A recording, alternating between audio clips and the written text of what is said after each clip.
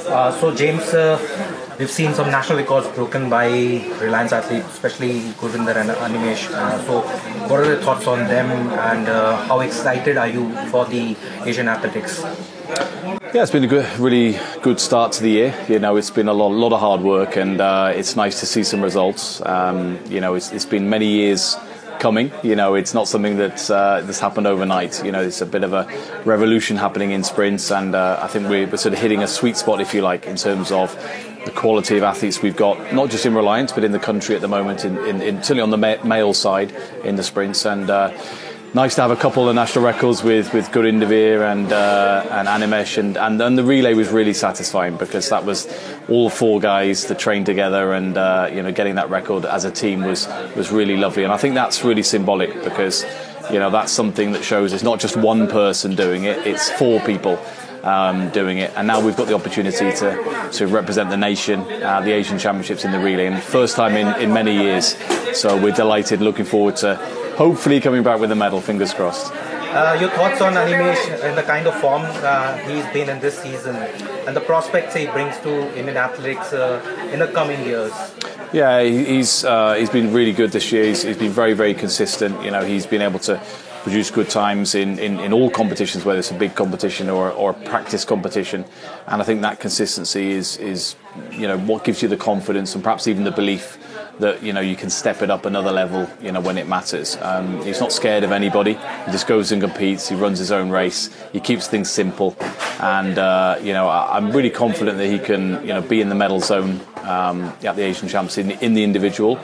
And obviously, that if he does that, that'll give him massive confidence to you know, for the relay as well. And he's obviously a pivotal part of that relay team as well. Yeah. I just asked him, and he generally likes 200 more than anything else. Yeah. So how are you pushing him to just also do that well in the 100 meters and the relays as well? Yeah, I mean, the 200 is that's his naturally best event, of course. Yeah. But he understands if he gets better at the 100, and he gets better, particularly in the first 30 metres of the 100, you know, because that's an area that you know, he needs to improve, then that will directly impact his 200. And also the relay work will help his 200 as well, because you're still running fast and stuff like that. So I think, yeah, the 200 that's his first love, if you like, but you know, he understands that the other events are important, and you know, ultimately will help him in the 200 metres as well. He often talks about the problem that he has generally with the starts, and that eats up a lot of precious time one needs. How have you worked with him? I mean, is it just the mental part of it, or is it also the build of him which poses a hindrance? Yeah, so I mean, his personal coach Martin Owens has worked very hard on it, and then we sort of we chat all the time about it, and then I sort of did a few bits with him the other day, and he found that was quite helpful. So it's good having two pairs of eyes on things. The way I like to view these things is things aren't a problem, they're an opportunity to be better. And I think we have to frame it as, and he's got to believe and tell himself, I'm a really good starter, I'm a world-class starter. And that's where it starts. And once he starts believing that, then it's you know, you're just putting the technical things in place. But if you're not confident, it's very hard to start well. So he's got to stop telling himself he's weak, but more tell himself, I'm good at this, but I can get a lot better. And so I'm working on his mind quite a bit and having some good conversations with him. And he's very open. He's very open to listening and learning and improving. So that's a good quality for an athlete to have. Indians never thought about sub-10s in the past, but now it looks like a reality.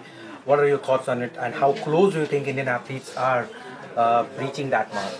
Yeah, I mean, I get asked this question a lot, but I mean, for me, it's not so much about 10, it's about getting better. You know, it's about developing the mindset of all the athletes, and they've got to push each other. It's the only way, really. You know, it'd be very difficult, I believe, for one athlete to go sub-10 and all the others to stay where they are. You know, I think they've all got to start running 10-1s first. You know, that's the first stage, and if we can get a few guys into 10-1 this year, that would be great.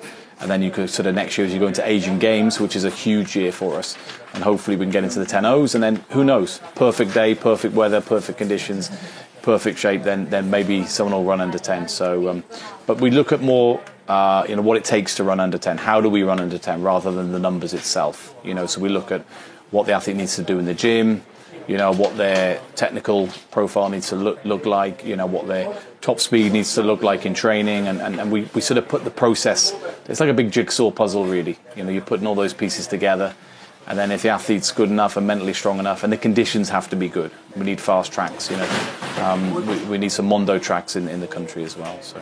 Coach, I remember when starting, you clubbed all the 4 sprinters. When you took Guri also, you already had 3. So you had said that the idea is that if they train together like a pack, that improves their chances overall. Also, and we saw that we broke national record. Guri broke a national record. So how do you think that that 4 of them working together is like happening? Like how is that very helpful in this case? Like in their timings getting improved, Manikanta improved, Guri improved, overall they improved. So how do you think that was? Well, I think the thing is they're all very different athletes, and I think that's great because they all have different strengths and different weaknesses. If you want to be world class, you can't have a weakness that hampers your ability to be world class. And so your weakness has to be good enough that it's not a weakness that hinders your performance. So what the athletes need to do is the areas they are weak, they have to sort of raise those, as they do with their strengths. We need to raise those also.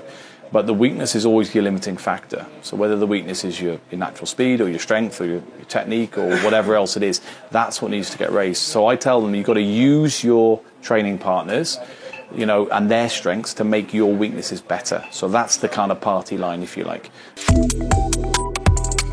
Subscribe to One India and never miss an update.